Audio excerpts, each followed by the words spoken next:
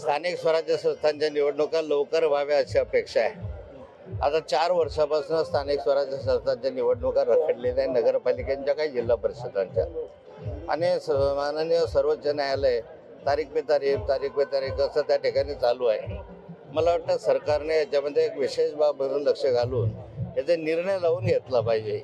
बाकीचे निर्णय तर लागतात, मग याचा निर्णयाला उशीर का होतो, या निर्णयाकडे विशेष वकील लावणं, विशेष लक्ष देणं, कारण स्थानिक स्वराज्य संस्थांच्या निवडणुका अत्यंत महत्त्वाच्या आहेत। जळगाव जिल्ह्यामध्ये कायदा सुव्यवस्था शिल्लक नाही अशी स्थिती आहे।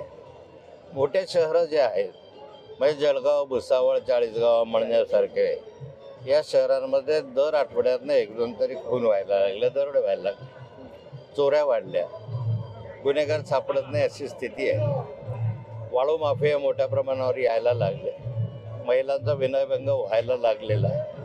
माझं म्हणणं या साऱ्या घटना घडत असताना गुन्हेगारांचा शोध लावला पाहिजे।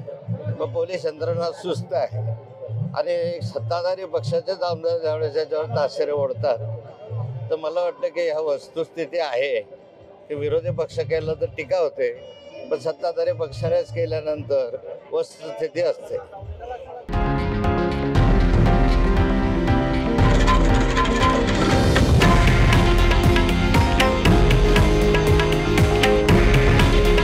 हे आहे देशातील नंबर 1 न्यूज नेटवर्क आणि आपण पाहत आहात TV9 मराठी।